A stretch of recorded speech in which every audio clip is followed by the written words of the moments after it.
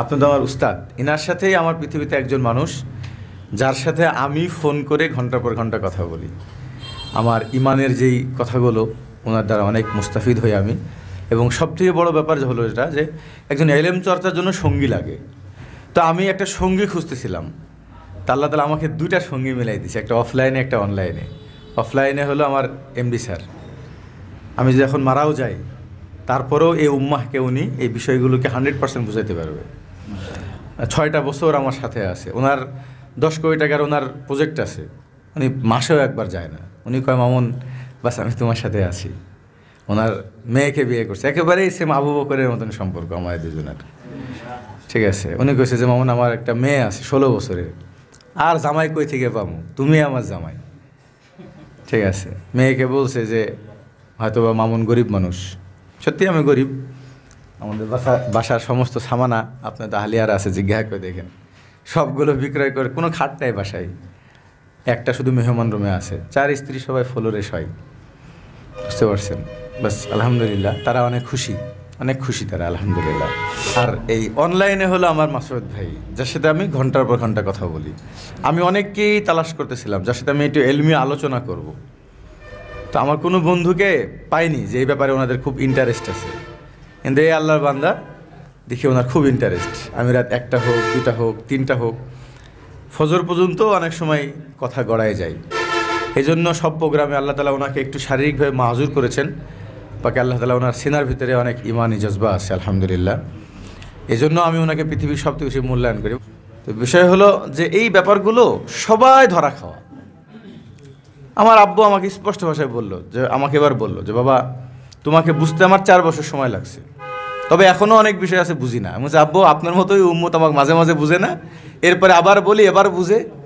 আমার বিভিন্ন বিষয় নিয়ে দেখছেন না, বান্দির কথা বললাম, কেউ কেউ করে উঠলো সবাই।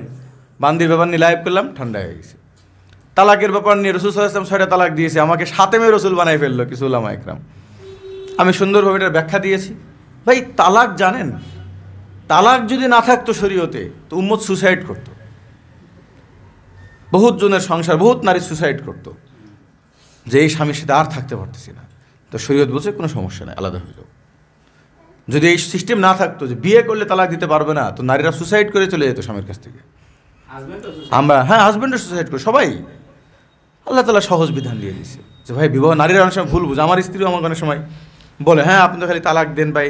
আমি একদিন খুব সিরিয়াসলি বলছি, দেখো তোমরা মজা করো, আমিও মজা নেই, কিন্তু স্পষ্ট ভাষায় তোমাকে বলি যে তালাক এটা কখনো নারীর জন্য উপকার হয়, কখনো ছেলের জন্য কী হয় উপকার হয়, এবং উভয়ের জন্য উপকার হয়।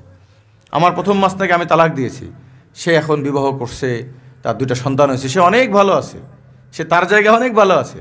কিন্তু সে যদি আমার জিন্দিগিতে থাকতো তো আমার জিন্দিগি এই পর্যন্ত দূরের কথা, আমি মরে যেতাম। বুঝতে পারছেন? তো দুজনেই ভালো আছি। আমার বড় আহলিয়া, সে আমার কাছ থেকে চলে গেছে, আমি দোয়া করছি। আমি নিজে অনেক ওলামা ইকরামকে প্রস্তাব দিয়েছি যে আমার আহলিয়াকে বিবাহ করেন। আল্লাহ তাআলা তাকে কবুল করছে। 1 বছর পরে এসে আল্লাহ তাকে দিন বুঝাইছে, আলহামদুলিল্লাহ। সে এখন আমার এক আইএমবির সদস্য মাসনা হিসেবে বিবাহ আছে তার। বুঝতে পারছেন? তা আমার আইএমবির সদস্য আমার সামনে কবে আসবে জানেন? আসলে একটা বুকে পাঠাবো, সাব্বাস বেটা, চেয়ারম্যানের বউকে মাসনা হিসেবে বিয়ে করছে।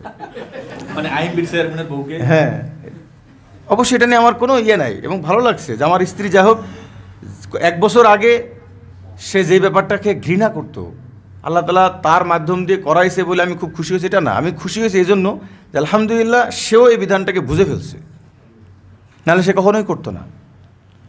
এটা আমি সফলতা মনে করি, এবং বেশি সফলতা মনে করি যে আমার সদস্যের সাথে বিয়ে হয়েছে, আলহামদুলিল্লাহ। তো যাই হোক, এই জন্য মোহতারাম আমাদের যে আলোচনাগুলো, আমরা যে বিভাগগুলো নিয়ে কথা বলতেছি, এগুলো অনেক ভারী একটা কথা। বাকি এটাকে যদি আমরা বোঝা শুরু করি, নিজেরা এটাকে মূল্যায়ন করি, এরকম একটা দুই দেখেন না, আমার আর এমডি স্যার এই দুইজনের পরিবারের দেখেই পুরো বাংলাদেশ তোলপাড় ধরে গেছে। বলুন তো আপনারা এত বিশ্বাসের সাথে এখানে আসছেন কাদেরকে দেখে? বহুত আছে না, একাধিক বিবাহ তো অনেকজনই করে, মানে কথা বলে, কিন্তু মানুষ বিশ্বাস পায় না কি জন্য? হুজুর নিজেরই একটা বউ। হ্যাঁ, আর হুজুর কয় যে আমি যদি আপনাদেরকে বলতাম যে ভাই একাধিক বিবাহ এই সেই, হুজুর আপনি করেন না কোনো, ভাই আমিও তো ভাই আপনার মতন প্যারায় আছি। হ্যাঁ, তার কি ওই আমাদের এলাকায় আমার আব্বু একটা গল্প বলতেন যে তালের মুসা আছে না, তালের অনেক চুল মূল থাকে। তো হঠাৎ করে এক গ্রামে দেখছে যে তালের এটা পড়া।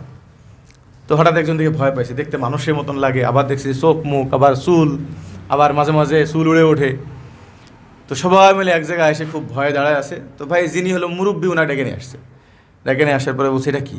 তো উনি দেখেই সাথে সাথে কেঁদে পড়ছে প্রথমে, কাঁদার পরে কিছু আবার হাসতেছে। আর লোকজন সবাই বলতেছে যে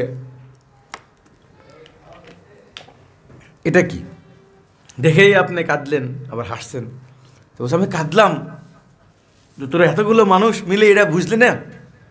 তা আমি মরে গেলে তোরা কিভাবে চলবি? দুঃখে কেঁদে পড়ছি। হাসছেন কেন? স্যার আমিও বুঝিনি। বুঝতে পারছেন? তা আমাদের যারা আমি তো অনেক বড় একজন আলেমের ছেলে, আলেম পরিবারের ছেলে। আমি আলেমদের পরিবারগুলোকে দেখি, আমার সম্পর্ক আলেমদের সাথে। তারা এই দাম্পত্য লাইফটাই পুরাটাই তাগুতি আর এই সমাজের কাছে পরাস্ত। বলে হুজুর কিছুই করার নাই। আরে ভাই একটু দাঁড়ান না মজবুত হয়ে, করব, কিছু করার নাই মানে কি? আমি করব, বাস এটা আমার সিদ্ধান্ত।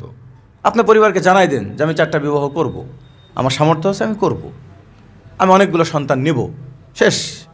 আপনার লাইফে যদি আপনার স্ত্রী থাকে থাকবে, যদি না থাকে রাখবেন না। কিন্তু কোনো নারী এই কথা বলে অধিকার নেই যে আপনার একটা বিয়ে করলে আমি চলে যাব, সেই নারীর উপর আল্লাহ লানত। আপনি এটাকে আপনার স্ত্রীকে বুঝাবেন। এই সমাজকে আপনার ভয় পাওয়ার দরকার নাই। আপনার 4টা বিবাহ করতেই হবে আমি এটা বলতেছি না, কিন্তু ভাই ইসলামের যে আদর্শ, আপনার অধিক সন্তান নেওয়া, এটা তো আপনাকে প্ল্যান করতে হবে না?